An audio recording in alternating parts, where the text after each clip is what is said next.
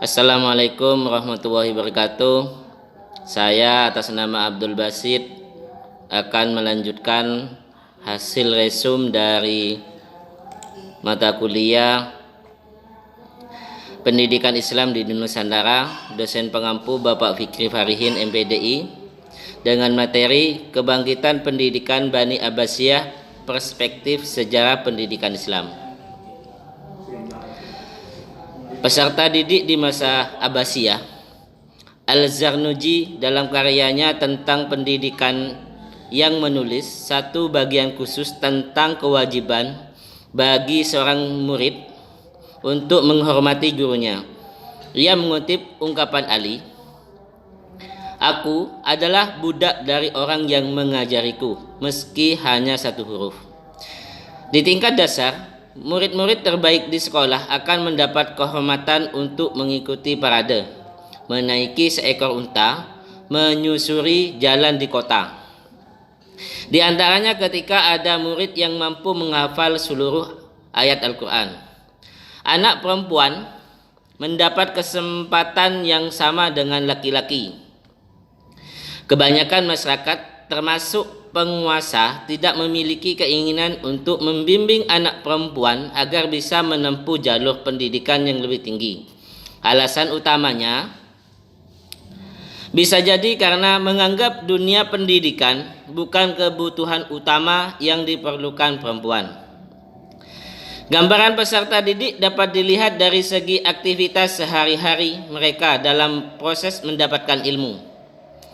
Performan peserta didik masa Abbasiyah tersebut antara lain aktivitas belajar langsung dari syekh, aktivitas berdebat sebagai latihan intelektual, aktivitas rihlah ilmiah, aktivitas penerjemah buku dan manuskrip, aktivitas menulis buku. 5. Kurikulum dan materi pendidikan di masa Bani Abbasiyah. Pertama, kurikulum yang dikembangkan dalam pendidikan Islam saat itu yaitu: pertama, kurikulum pendidikan tingkat dasar yang terdiri dari pelajaran membaca, menulis, tata bahasa, hadis, prinsip-prinsip dasar matematika, dan pelajaran syair. Ada juga yang menambahkan dengan mata pelajaran nahwu dan cerita-cerita. Ada juga kurikulum yang dikembangkan sebatas menghafal Al-Quran dan mengkaji dasar-dasar pokok agama. Kedua, kurikulum pendidikan tinggi. Pada fase ini, kurikulum dan materi pembelajaran adalah dalam rangka mempersiapkan diri untuk memperdalam masalah agama, menyiarkan dan mempertahankannya. Akan tetapi, bukan berarti pada saat itu yang diajarkan selalu agama, karena ilmu yang erat kaitannya dengan agama seperti bahasa, sejarah, tafsir, dan hadis juga diajarkan. 6. Metode pendidikan di masa Bani Abbasiyah. Pada masa ini, metode pendidikan atau pengajaran yang digunakan dapat dikelompokkan menjadi 3 macam. 1. Lisan. 2. Hafalan. 3. Tulisan. Metode lisan berupa dikte imla, metode ceramah al-sama, metode qiraah biasanya digunakan untuk belajar membaca. 7. Pembiayaan dan sarana pendidikan masa Bani Abbasiyah.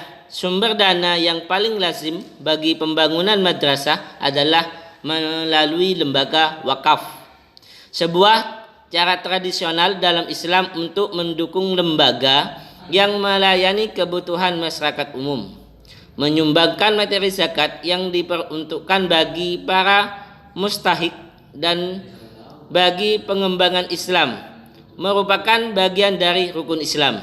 Demikian halnya dengan pembangunan madrasah Wasir Nizam Al-Mulk menyediakan dana wakaf untuk membiayai untuk membiayai mudaris, imam, dan juga mahasiswa yang menerima beasiswa dan fasilitas asrama. Mungkin itu yang dapat kami sampaikan. Kurang lebihnya mohon maaf. Wassalamualaikum warahmatullahi wabarakatuh.